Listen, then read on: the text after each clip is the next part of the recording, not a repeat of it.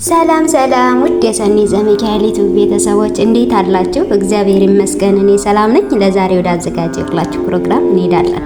ወደ ፕሮግራሙ ውድ ተከታታዮቻችን በቀደሙት ፕሮግራሞቻችን ስለ መሬት ሁለት ክፍሎችን ተመልክተናል። በዛሬው ደግሞ የመጨረሻውን ክፍል እንመለከታለን።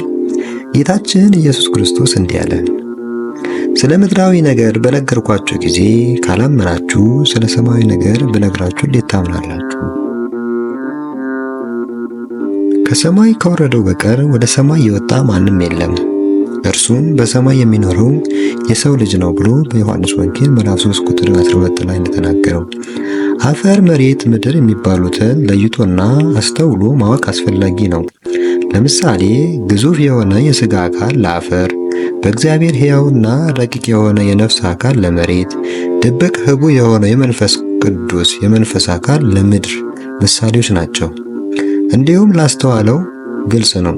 አንደኛ፣ ስለዚህ አፈር ማለት እንደ ሥጋ የሚፈርስ በውሃ የሚበጠበጥ ጭቃ የሚሆን ወይም ደግሞ በእሳት እንደ ሰም የሚቀልጥ በነፋስ ትቢያ አቧራ የሚሆን ነው። ሁለተኛ፣ መሬት ማለት ደግሞ ተፈጥሮ ባህሪን የሚገልጽ የበልግ ቡቃያን እጽዋትን አዝርትን አብቅሎ አለምልሞ የሚያሳይ ወይም ደግሞ በዚህ ዓለም ለተፈጠርነው ሁሉ መሬታውያን የሚያሰጥ ስለሆነ መሬት ሁሉን ቻይ ታጋሽ ርስት ተብሏል። ሶስተኛ፣ ምድር ነው። ምድር ማለት መሬታውያን የሆንን ሁሉ ለጊዜው ማረፊያና መኖሪያ ያደረግነው የዚህ ዓለም የብስ ሁሉ ምድር እንለዋለን። ነገር ግን መሬታውያን የሆንን የሰው ልጆች ከትንሣኤ ቀን በኋላ ለእያንዳንዱ እንደ ሥራው መጠን ሕይወትን በማይፈርስና በማይጠፋ መንፈሳዊ አካል ወርሰን በመንግሥተ ሰማያት ምድር ለዘላለም እንድንኖርበት አለን። በዚህ ጊዜ በመዝሙር የተነገረው ትንቢት ይፈጸማል፣ ተስፋችንም ፍጹም ሆኖ እናየዋለን። የትንቢቱም ቃል ይህ ነው፣ ጻድቃን ምድርን ይወርሳሉ፣ በእርሷም ለዘላለም ይኖራሉ። መዝሙር ቁጥር 36 ቁጥር 18 ላይ ምስጋናው ለዓለምና ለዘላለም ይባረክ፣ ምስጋናው ምድርን ሁሉ የሙላ ይሁን ይሁን። መዝሙር 71 ቁጥር 19 አንዱም ለአንዱ ቅዱስ ቅዱስ ቅዱስ የሰራዊት ጌታ እግዚአብሔር ምድር ሁሉ ከክብሩ ተሞልታለች እያሉ ይጮሁ ነበር። ኢሳይያስ ምዕራፍ 6 ቁጥር 3 ላይ የኖረውና የሚኖረው የሚያኖረውም ቸር አባት ጌታ እግዚአብሔር ካለመኖር ወደ መኖር እንድትኖር ከአራቱ ባህርያት ፍጥረት ሐመልማል ምድርን እንደፈጠረ ሁሉ እንዲሁ በእግዚአብሔር እንደተፈጠረች አውቃና አሳውቃ እንድትኖር ሲል በዓመት ውስጥ 4 ክፍለ ዘመን እንዲኖራት አደረገ። አንደኛው ክፍለ ዘመን ጸደይ ወይም ደግሞ የጸገይ ይባላል። አንዳንድ ጊዜ ዘመነ ጽጌ ይባላል። የአበባ ዘመን ለማለት ነው። ጸገየ አበበ ሲል ጸደይ ደግሞ ጸደየ ለመለመ ይላል። በዚህ የበልግ ወራቶች መጋቢትና ግንቦት ሰኔም ስለሆነ የጸደይ ወራቶች ናቸው ይባላሉ።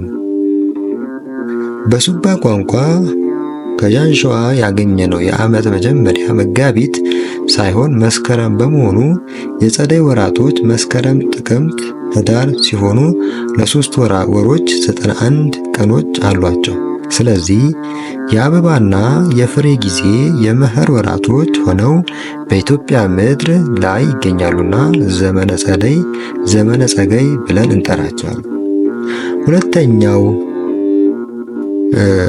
ክፍለ ዘመን ሀጋይ ይባላል። የሀጋይ ዘመን ይባላል።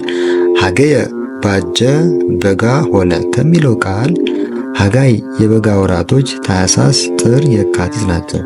አዝመራውም የሚሰበሰብበት ወቅት ስለሆነ ሁዳዴ የሁዳዴ ዘመን ይባላል። ለዚህም 92 ቀኖች አሏቸው። ሶስተኛው ዘመን ዘመነ መጸው ይባላል። መጸወ ሟጠጠ መጸወተ ከሚለው ቃል የእህሉ አዝመራ ተሰብስቦ የገባበት በእርሻ ምንም የሚታይ ስለሌለ መጸወ ተብሏል። ወራቶቹ መጋቢት፣ ሚያዝያ፣ ግንቦት 91 ቀኖች የበልግ ወራቶች ናቸው።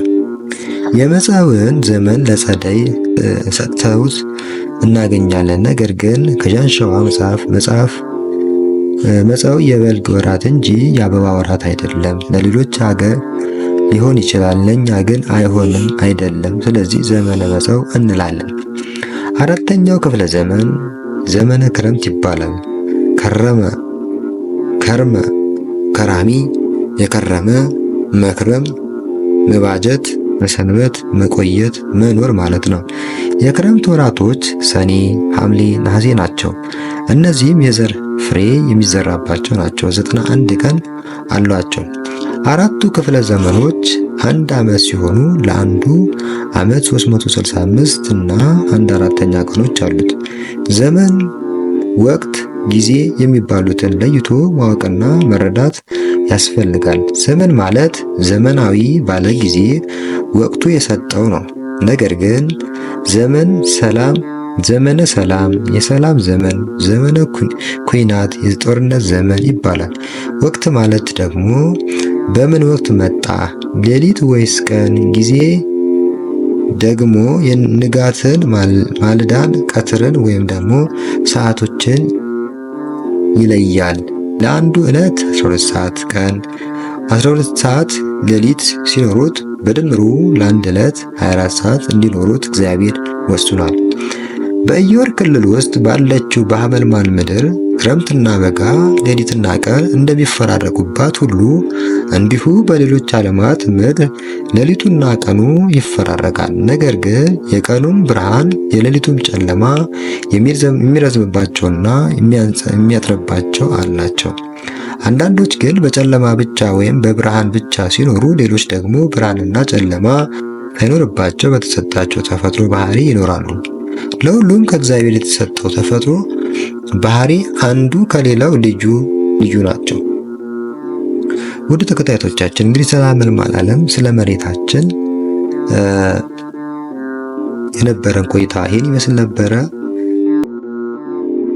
የሰኒ ዘሚካኤል ዩቲዩብ ቤተሰቦች በሌላ ፕሮግራም እስከምንገናኝ ድረስ ሰላም ቆዩልኝ።